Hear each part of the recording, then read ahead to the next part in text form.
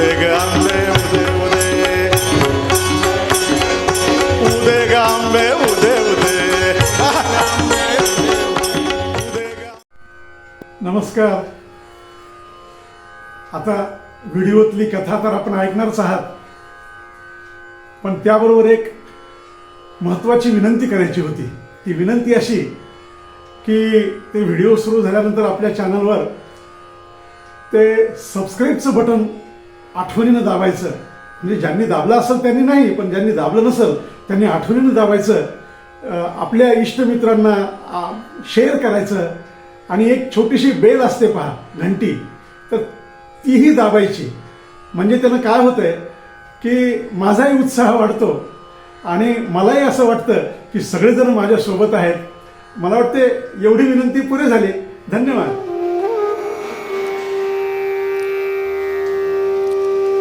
महिषासुराचा वध झाला.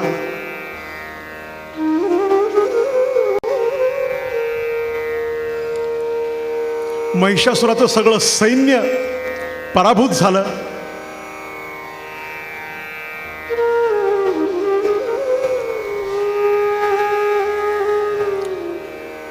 ब्रह्मांडामध्ये आनंदी आनंद झाला.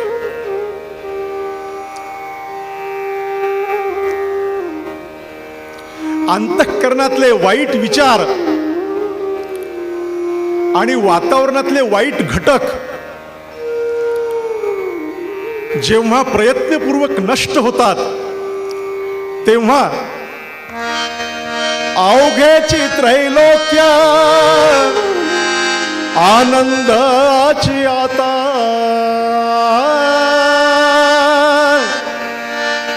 आहा. कारण मनातले वाईट विचार आणि निसर्गातले वाईट दुष्ट घटक जेव्हा नष्ट होतात तेव्हा परमात्म्याच्या चरणावर मस्तक ठेवण्याची खरी सद्बुद्धी निर्माण होते. अवघेची त्रैलोक्य आनंदाची आता चरणी जगन्नाथाचे पडेले चरणी जगन्नाथाचे पडेले चरणी जगन्नाथाचे पडेले चरणी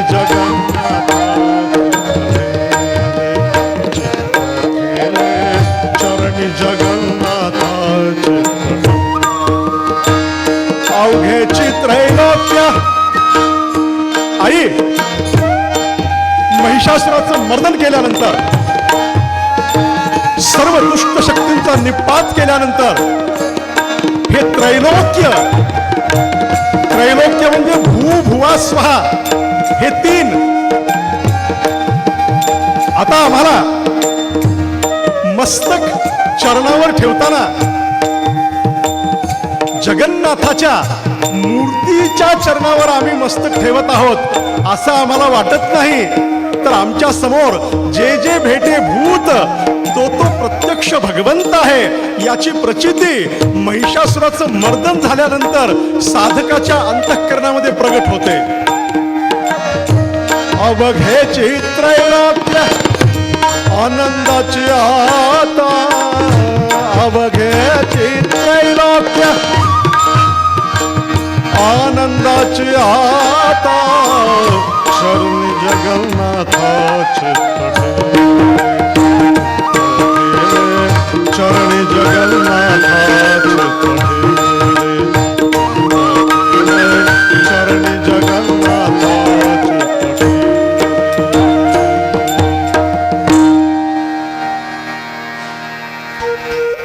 महिषासुराचं मर्दन झाल्याचं प्रमाण हे आहे की आता मला देवाचं दर्शन घेण्यासाठी देवळात जावं लागत नाही. आता मला प्रत्येक देहामध्ये देवाची प्रचिती येते. ही साधकाच्या दृष्टीनं महिषासुर मर्दनाची फलश्रुती आहे. अशी महिषासुराचं मर्दन झाल्यानंतर सर्व देवांनी जगदंबेची स्तुती केल्यानंतर जगदंबेनं त्यांना विचारलं की अरे आता तुम्ही सगळे छान आहात ना, व्यवस्थित आहात, सांगा तुम्हाला अजून काय पाहिजे. आई सदैव द्यायला तयार असते. आई लेकरापासून काही घेत नाही. आमचे वडील सांगायचे, आस का बाप निराश की माँ. बापाला तरी मुलाकडून आशा असते, पण आईला मात्र मुलाकडून काहीही आशा नसते. उलट ती अजून बोलते की तुला काय पाहिजे. सगळ्या देवतांचं संकट निरसन झालं. दुष्ट प्रवृत्ती, दुष्ट विचार, वातावरणातले दुष्ट जंतू सगळे नष्ट झाले. अशा नंतर भगवती विचारते देवांना, तुम्हाला काय पाहिजे. काय सांगावं. देव जेव्हा द्यायला बसतो ना, तेव्हा काय मागावं हे आपल्याला कळत नाही. मनुष्य नुसती यादी करीत बसतो. देव जर देतो म्हणला तर आपण काय मागावं. मात्र देव जर देतो म्हणला तर काय मागावं हे सप्तशृतीनं आम्हाला शिकवलं. सप्तशृतीमध्ये देव म्हणाले, यदि चापि वरो देयस्त्वयास्माकं महेश्वरी संस्मृता संस्मृता त्वं नो हिंसेथा परमा पदा. आई, आता आम्ही तुम्हाला काही मागायची आवश्यकता नाही. तुम्ही महिषासुराचा वध करून आम्हाला आमचं राज्य परत दिलं आहे. तरीही परंतु तुम्हाला जर काही द्यायचं असेल, देव बोलतात हा. देवांना देव का म्हणायचं हे सप्तशतीच्या या श्लोकातून लक्षात येतं.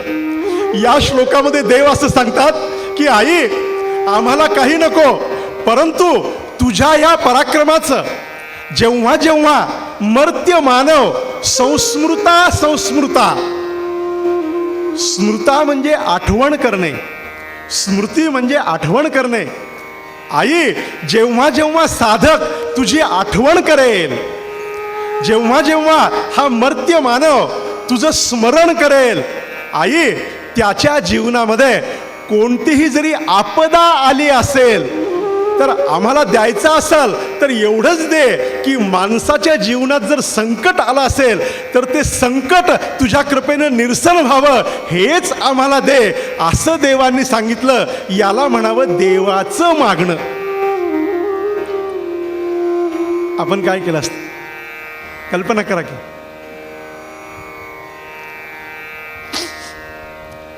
तुमच्यासारख्या अंतःकरणानं श्रद्धेच्या धनानं तृप्त असलेल्या माणसांसमोर मी मोठा संभ्रमात आहे की काय सांगू तुम्हाला. कल्पना करा की आपल्याकडे देव आला. कल्पना करा आणि तो जो म्हणला, hello what do you want, तर आपण काय म्हणतो. एका माणसाकडे असाच देव गेला. ऐका, जागेत ना का लागला डोळा बसल्या बसल्या. एका माणसाकडे देव असाच गेला. म्हणलं तुला काय पाहिजे ते माग. देवा म्हणला काय पाहिजे ते असं नुसतं माग म्हणल्यानं जमत नाही. काय माग म्हणल्यानं जमत नाही. एक गोष्ट नाही, मला थोडं अजून भरपूर पाहिजे. ते म्हणले मी तुला 3 वर देतो. देव काय म्हणला, मी तुला 3 वर देतो. हा म्हणला, त्याच्यामध्ये माझं सगळं बसतंय. म्हणले काय, तुला काय पाहिजे.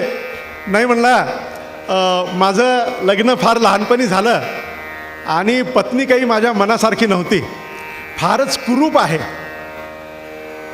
अतिशय तिचं जे दिसणं आहे ते फारच माझं इम्प्रेशन डाऊन होतं त्याच्यामुळं.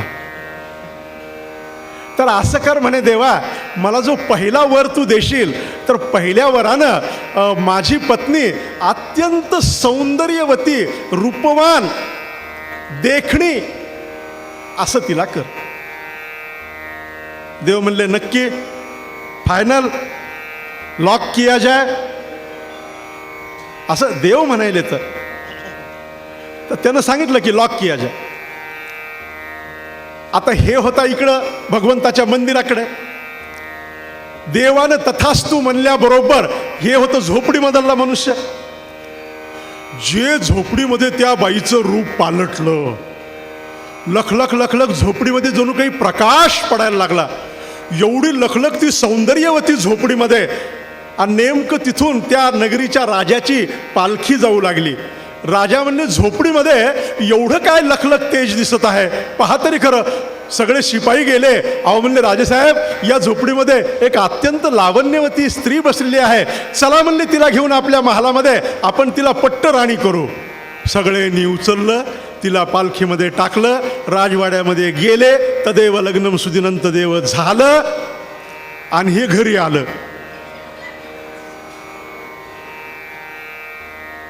इकडं तिकडं पाहिले, शेजाऱ्या पाजाऱ्याकडे गेलं. अहो म्हणला आमची लक्ष्मी कुठं गेली? ते म्हणले तुला माहित नाही का, आत्ता 15 मिनिटाखाली चमत्कार झाला.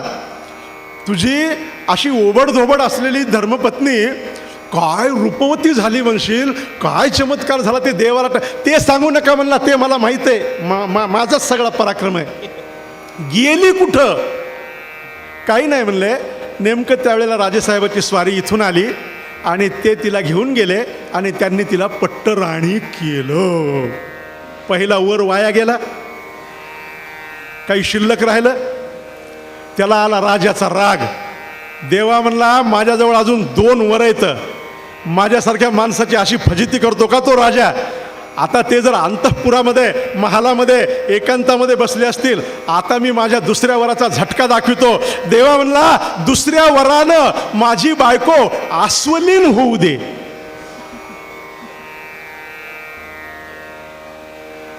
हे बसले मंचकावर, पलंगावर, आणि ते एकदम बाईचं रूपांतर होत होत होत होत होत होत 5-10 मिनिटामध्ये आस्वल झालं की राजाच्या अंगाला घाम फुटला. म्हणला ही काय भुताटकी आहे? अरे बापा म्हणला, बरं शिपायाला सरदाराला आवाज द्यायला कोणी जाईन, त्याला वाटायले आता हे नवीन आहे तर आपण कशाला डिस्टर्ब करा, काहीतरी गमती जमती चालू असताना. बरं अस्वलाचा स्वभाव असा असतो की ते गुदगुल्या करतोय माणसाला. अस्वलाचा स्वभाव असा असतो की तो माणसाला गुदगुल्या करतोय. राजाचा प्राण कंठाशी आला त्या गुदगुल्यानं. दरवाजा फोडून बाहेर निघाला. ते निघाला की ही आस्वलीन मागच. राजानं दार लावून घेतलं, आस्वलीन बाहेर काढली. त्या महालाच्या बाहेर गेल्यानंतर आता ती कुठं जाणार? जिथं तिचं मूळ घर होतं. जे आस्वलीन लेहा लेहा लेहा लेहा करीत त्याच्या घरी जाऊन पोहोचली. हे होतं घरी, घाम पुसीत बसलं होतं. तितक्यात ती आस्वलीन आली. आस्वलाचा स्वभाव म्हणजे ते गळ्याला पडणे ना गुदगुल्या करणे. ती गुदगुल्या सुरू केल्या. त्याचा जीव आरबळून गेला. आबापा म्हणला देवा माझी बायको पहिली जशी होती तशीच राहू दे. संपले तिन्ही वर. कहा गए कुछ नहीं, खाया न पिया, गिलास फोडा. काय 8 आणे 5 रुपये 10 रुपये. आता ती म्हण काढली तेव्हा 8 आण्याला होता गिलास, म्हणून 8 आणे दंड म्हणायचे.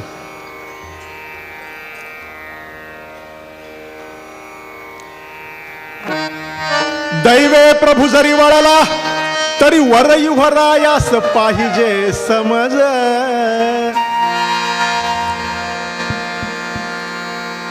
आणि नेमकं त्याच्या विरुद्ध एका दरिद्री आंधळ्या वृद्ध व्यक्तीला परमेश्वर म्हणला की तुला फक्त मी 1 वर देतो.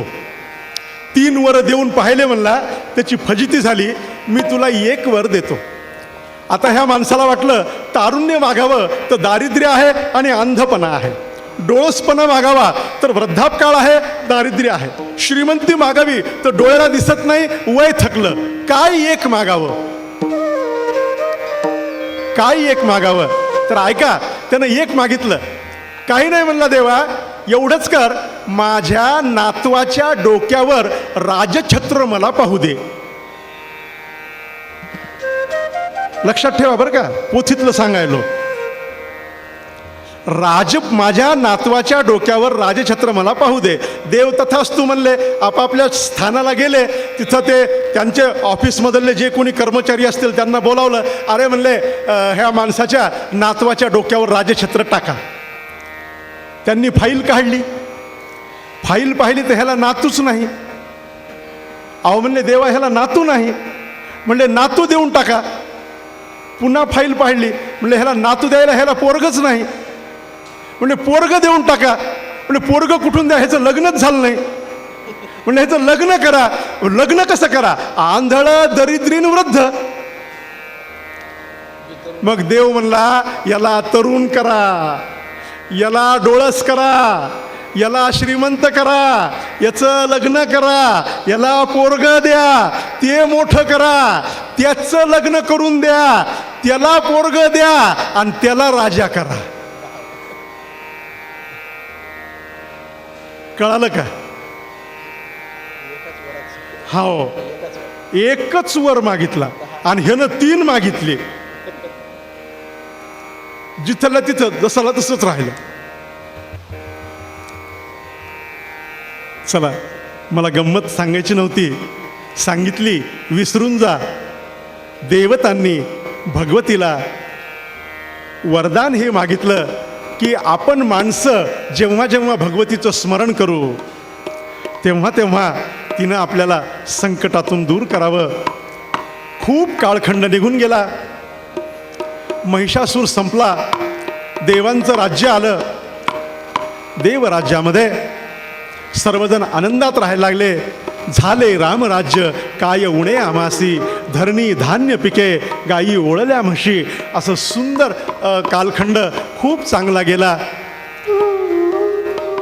आणि त्याच्यानंतर काय सांगावं तुम्हाला, खूप काळखंड निघून गेल्यानंतर पुन्हा संकट आलं. म्हणून एक लक्षात ठेवा, सप्तशती मला असं शिकवते की संकटातून बाहेर पडलात म्हणून परमेश्वराला विसरू नका. केव्हा संकट येईल सांगता येत नाही. शुंभ निशुंभाच्या रूपानं, शुंभ निशुंभाच्या माध्यमातून या पृथ्वीला ध्वस्त करणारी, सगळ्या देवतांच्या शक्तींना पराभूत करणारी तीच कथा पुन्हा पुनरावृत्त झाली आहे. महिषासुरानं देवतांचा पराभव केला, शुंभ निशुंभानं देवतांचा पराभव केला. देवतांचा पराभव म्हणजे नेमकं काय समजून घेण्याचा प्रयत्न करू. उदाहरणार्थ इंद्र देवता आहे, ती आहे पावसाची देवता. पाहिजे तेव्हा पाऊस न पडणं आणि नको तेव्हा पाऊस पडणं हा इंद्राचा पराभव. ग्लोबल वॉर्मिंग हा सूर्याचा पराभव. मिळालेल्या संपत्तीतून समाधान न मिळणं हा कुबेराचा पराभव. मृत्यूचं वय व्हायच्या आधी मृत्यू येणं हा यमाचा पराभव. ज्या ज्या देवता आहेत त्या देवता ह्या सृष्टीचं संचलन करतात. त्यांच्या सृष्टीच्या संचलनामध्ये अस्ताव्यस्तता येणे, असंतुलन होणे म्हणजे देवतांचा पराभव. आज कसं आहे, देवांचं राज्य आहे की शुंभ निशुंभांचं आहे? देवता विजयी आहेत की देवता पराभूत आहेत? माझ्याच देशाच्या एका भागामध्ये पावसाच्या हाहाकारानं घरदारं ध्वस्त झाली. माणूस माणसात राहिला नाही. आज केरळची जर परिस्थिती पाहिली तर भीषण आणि भयावह आहे. आणि त्याच माझ्या भूमीमध्ये एक प्रदेश असा असतो की तिथं पाण्यासाठी माणसं तरसतात. हा इंद्राचा पराभव आहे. आणि हा इंद्राचा पराभव कोण करतं? महिषासूर करतो, शुंभ निशुंभ करतो. म्हणजे याचं वैज्ञानिक रहस्य समजून घ्या की पृथ्वीचं संतुलन बिघडवणारे जे जे घटक आहेत ते ते सर्व देवतांचा पराभव करणारे दैत्य आहे. सिगारेटच्या धुरापासून ते कारखान्याच्या धुरापर्यंत आज असं म्हणलं जातं अणुयुद्ध जर झालं तर विश्वाची जेवढी हानी होईल त्याच्यापेक्षा अधिक हानी वातावरण प्रदूषित झाल्यामुळं या विश्वाची होईल. हे शुंभ निशुंभ ब्रह्मांडातले यांनी सर्वांना पराभूत केलं.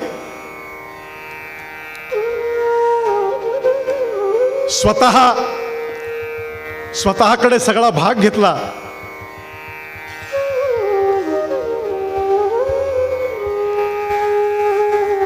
पुन्हा देव परेशान. आपल्या सगळ्यांची हीच कथा आहे.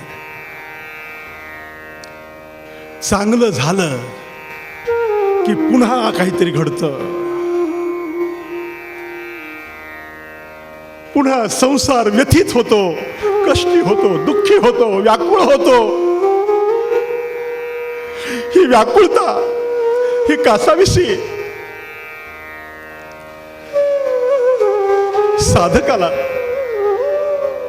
पुन्हा पुन्हा याची जाणीव करून देते की संस्मृता भगवंताचं स्मरण ठेवा. जेव्हा संपत्ती मिळवाल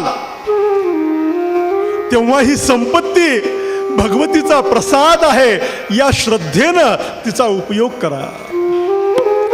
जेव्हा संतती मिळते असं नका समजू की वसुदेव देवकीच्याच घरामध्ये श्रीकृष्ण जन्मतो. काल आपण भगवंताचा जन्माचं स्मरण केलं. प्रत्येकाच्या घरामध्ये राम आणि कृष्ण जन्माला यायला उत्सुक आहेत. नव्हे, जन्माला येताना ते राम आणि कृष्णच असतात. आपण त्यांना पिंटे आणि बबडी करतो विनाकारण.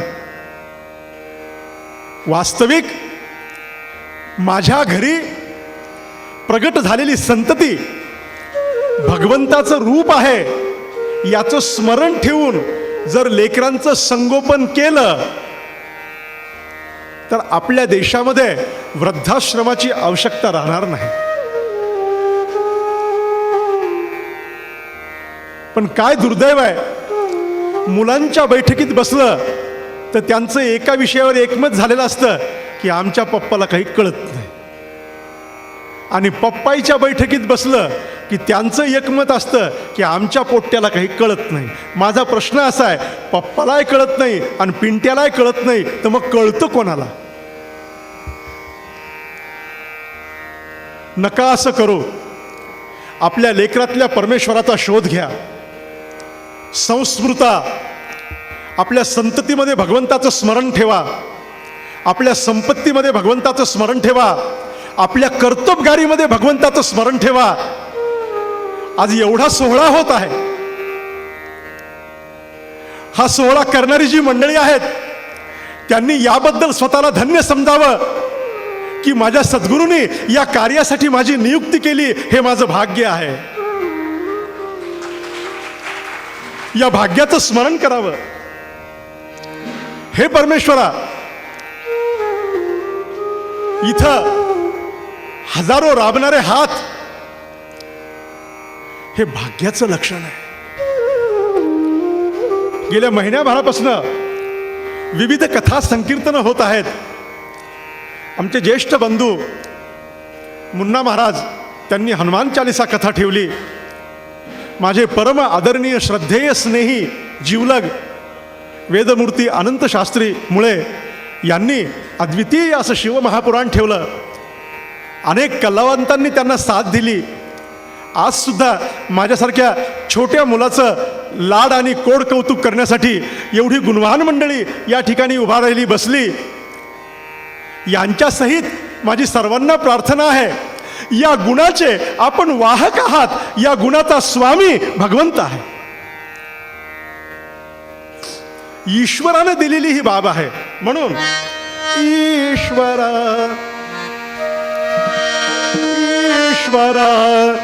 जन्म हा दिला, प्रसवली कला कोण उपकार. अरे ही तुझी कृपा आहे. आज माझ्या निरंजन दादाची बासरी आनंद देते, गजाननचा तबला आनंद देतो, माझा वेदांग आणि गौरीताई भजन करतात, सुधाकर महाराज पखवाजचा आनंद देतात, सोमराजजी टाळाची साथ करतात. हे भगवंत या प्रत्येक कर्मामध्ये जर मी भगवंताचं संस्मृता आठव ठेवा. का आठव ठेवा? कवी म्हणतात, ईश्वरा जन्म हा दिला, प्रसवली कला कोण उपकार. हा तुझा उपकार आहे. तव चरणी लागली वर्णी, कशी ही करणी करू साकार. मांडला नवा संसार, आता घरदार तुझा दरबार. मला माहित आहे की औरंगाबाद मधली असे अनेक भाविक शिष्य कार्यकर्ते दादांचे या ठिकाणी आहेत की त्यांनी ह्या महिन्या 2 महिन्याकरता स्वतःचं घर नाहीच, तर हे दादांचं जे कार्य चालू आहे तेच माझं घर आहे. मांडला नवा संसार, आता घरदार तुझा दरबार. तुझा दरबार आता घरदार, असा हा रंग भगवती तरंग. जगदंब नभा जगदंब उभा, जगदंबी रंगले रंग. जगदंब नभा जगदंबी उभा, जगदंबी रंगले रंग. जगदंबी उभा, जगदंबी रंगले रंग.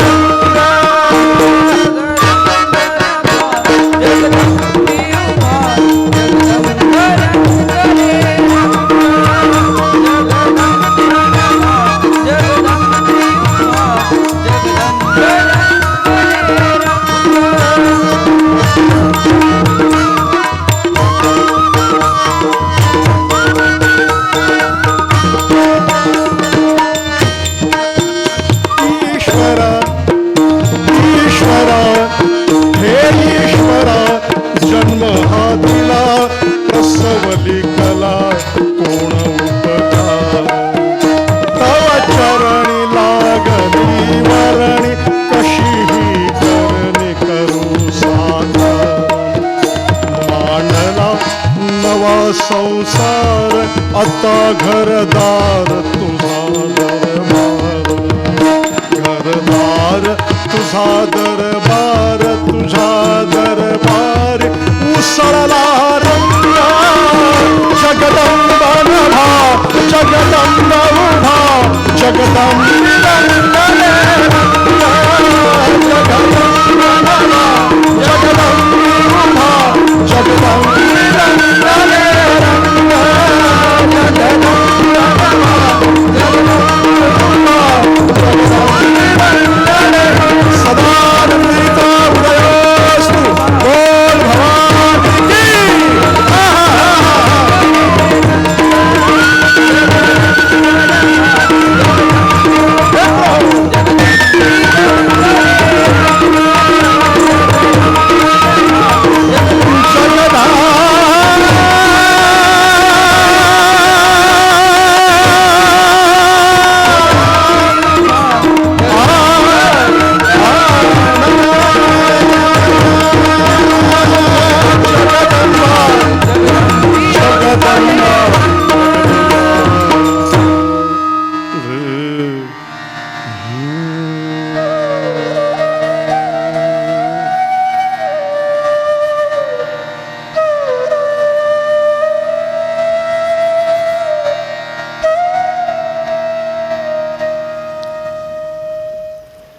सप्तशतीचा आपल्याला एक निरोप आहे की संस्मृता संस्मृता, तिचं सदैव स्मरण ठेवा.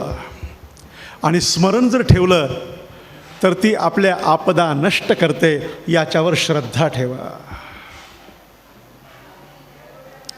आणि शुंभ निशुंभचं राज्य वाढल्यानंतर देवांना हे आठवलं की तिनं आपल्याला सांगितलंय की जेव्हा जेव्हा तुम्ही माझं स्मरण कराल तेव्हा तेव्हा मी तुम्हाला संकटातून पार पाडण्यासाठी प्रगट होईल. आणि म्हणून देवतांनी उत्तम चरित्राच्या प्रारंभीच्या 5व्या अध्यायामध्ये भगवतीची पुन्हा एकदा शुंभ निशुंभाच्या नाशासाठी प्रार्थना केली आहे. काय प्रार्थना आहे? या देवी सर्वभूतेषु मातृरूपेण संस्थिता नमस्तस्यै नमस्तस्यै नमस्तस्यै नमो नमः. हा 5वा पूर्ण अध्याय या नमस्तस्यै नमस्तस्यै नमस्तस्यै नमो नमः या मोठ्या अंतःकरणाला आनंद देणाऱ्या या मार्कंडेय पुराणातल्या दुर्गा सप्तशतीतल्या या श्लोकाचे आनंद आहे. पहा, आपण नेहमी आनंद घेत असाल. हा उदय ग अंबे उदय.